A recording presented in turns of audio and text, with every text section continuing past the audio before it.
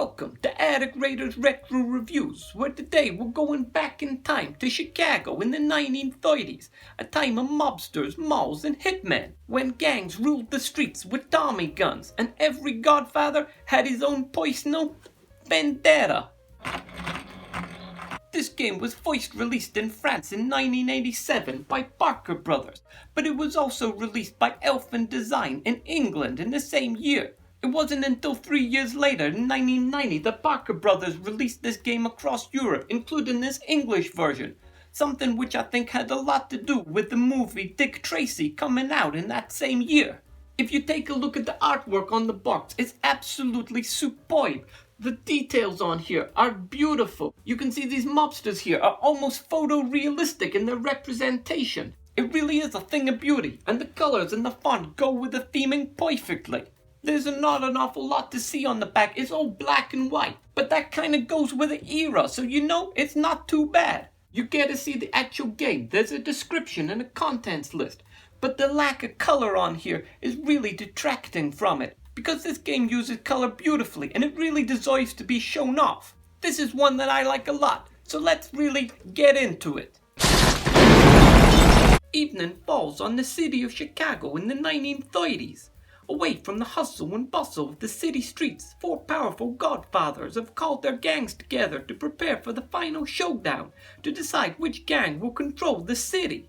The risks are great. To decide who's the most powerful gang boss, the Godfathers must walk through the dangerous streets at night, returning safely to their headquarters. The four Godfathers, Louis Lorenzo, the expert forger, Bugsy Stefano, gambler and bootlegger, Fatso Mazzoni, protection racketeer, and Al Riccati, whose charm hides a ruthless thirst for power, discuss their plans with their loyal henchmen. There's safety in numbers, but it can slow you down too. No one is safe from the deadly hitmen who tour the city streets by car, willing to gun down anyone if the price is right. Who will become the most powerful Godfather? The stakes are high, but the rewards are greater. Control of the city and a place in the history books of Chicago in the 30s. There are 4 different colours of gang to choose from, and each gang consists of 8 henchmen and 1 Godfather. And you can see that the playing pieces are fairly simplified here. They're quite smooth with not an awful lot of detail, but I really do like the stylization on here. They work really nicely, and you can see each one's got a violin case that he's carrying, and that's where his machine gun would be hidden. But I really quite like these. And the Godfather, he's got a black base in order to help differentiate him from the other playing pieces in your gang, and I quite like the details on him. He's got a very Godfather movie Marlon Brando style to him with his suit and his slightly puffed out cheeks. These are really nice, and I do like these kind of 1930s Art Deco kind of style to them. And this game has a spinner to randomly select which gang members are going to get gunned down by hitmen. And they could have used any old kind of spinner for this to go in the middle of the board, but you can see that this has been themed perfectly to this game, with the hitmen sitting here in grey in their cars ready for some drive-by hits. And again, the detail on the hitmen is really nice with their hats on, and you can see they've got their Tommy guns which they are carrying, and the cars as well. You've got continuation of that nice kind of Art Deco blocky stylized style, and these would look really good painted up. But even not painted up, these are lovely and they fit the theming so well. I absolutely love these. The game board itself here is really nice and colourful. There is some beautiful artwork on the centrepiece and on the headquarters here, and you've got nice kind of monochrome black and white images on these game spaces here. And having the black and white on here really works well because it means you're not being visually overloaded. The central cityscape here has got these blurred light lines here on the windows of the buildings, as if the cars for the hitmen are speeding past at high speed. So it's really nice stylistic visual touch there. Board setup is really fast and really easy. We've got a board here which has got a half fold in it. We've got our spindle piece here which goes through the hole in the center, and then we've got our spinner piece here with our two cars on it, which simply goes over the top so that it can rotate freely. And that is the board ready to go, apart from player placement. The green pieces begin at Fatso Mazzoni's headquarters. The orange pieces start at Bugsy Stefano's headquarters. Yellow begins at Louis Lorenzo's headquarters.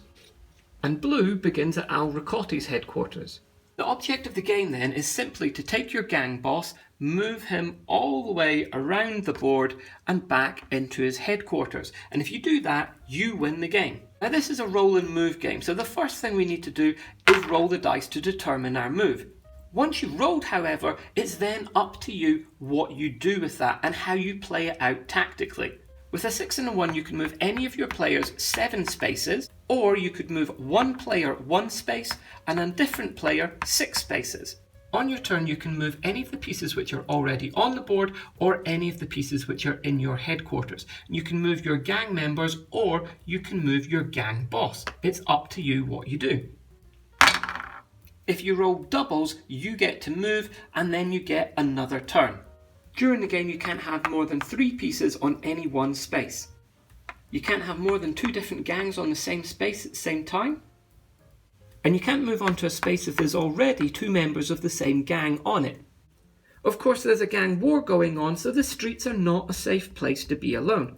If somebody from another gang lands on the same space as you, then you are held hostage and have to move into this jail cell circle.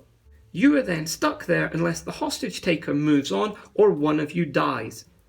If you've been captured and somebody from the same gang as the hostage taker lands on your space, then you are going to be executed and you are out of the game.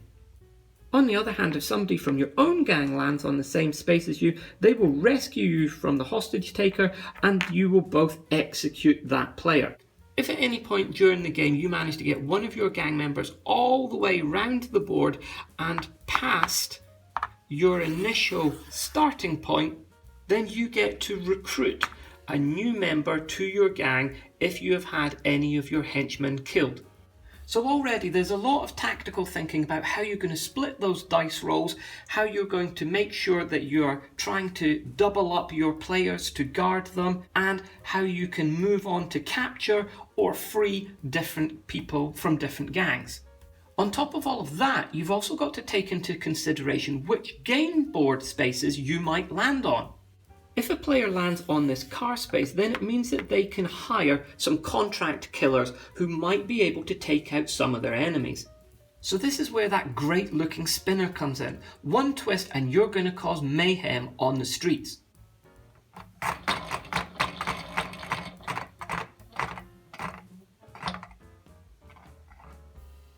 The triangular pointer on the car here will indicate who is about to get gunned down. If the pieces are from the same gang who hired the hitmen, they're going to be safe. But if they're from a different gang, they are in trouble and they are going to get gunned down and removed from the game. Unless, of course, they're on one of these spaces which have a doorway on them where they can shelter and they're going to be safe from the hitman. If there are 2 player pieces on the space that the hitman is attacking, then that player gets to choose which one of them dies. And in almost all cases, if you've got a boss on that spot, you're going to choose the henchman to die. Now normally the hitmen can only take out 1 person on a space, but if you're on one of these yellow danger spaces, then everybody on there gets wiped out. Now if you're a henchman and you get eliminated, then that player piece is simply out of the game.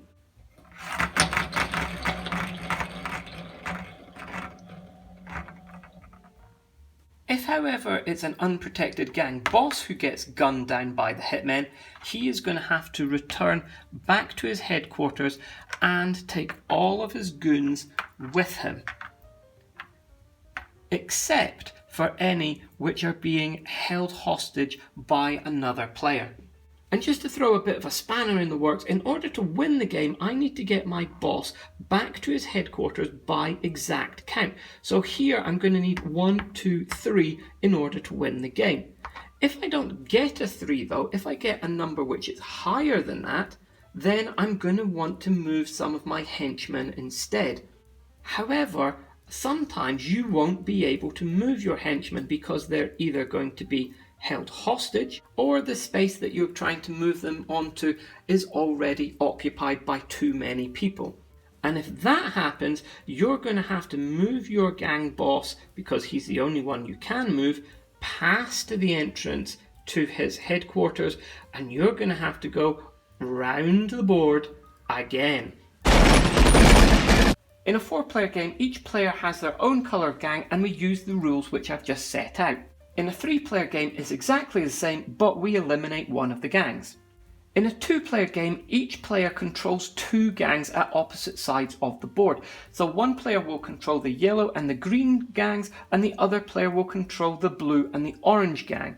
It's basically the same rules, but with a couple of tweaks. Each player will have to get both of their Godfathers all the way around the board and back to their own headquarters in order to win the game. When they're rolling and moving, they can move any gang member they want. It doesn't have to be yellow moved and then green moved and then yellow and then green. You can do it in any order that you want. The only stipulation is if you're splitting a dice roll, it has to be between 2 members of the same coloured gang. If I rolled a 6 and a 5, I couldn't move a green member 5 spaces and a yellow member 6 spaces. Gang members from 2 different gangs controlled by the same player can coexist harmoniously on the same space without one of them having to take the other one hostage. However, if this gang hires one of the hitmen, when this is spun round, if it lands on a space which a gang member from the other gang controlled by the same player is on, then that person will be eliminated,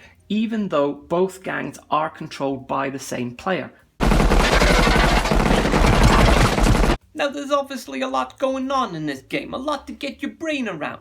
There's a lot of randomness with the dice and the movement of the spinner, but you've also got a lot of choices you can make. Once you get enough people out onto the board, there's lots of things that you can do. You've got lots of options. You're going to need to use strategy, you need to use tactics, and you're going to need to plan ahead. In order to move around the board safely with your Godfather, you're going to want to keep him paired with somebody else at all times. So you're going to have to move on some of your hitmen so that they're set up ready for him to move on to the same space as them.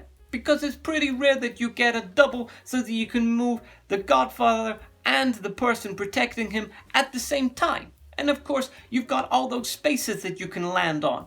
So you're going to find yourself doing a lot of mental space counting to see which figures would land on which places. You know, it's one that I really like. The theming on this is absolutely spot on. And it just looks really nice as well. The colors are gorgeous and the spinner and the design of the playing pieces, it's all absolutely perfect.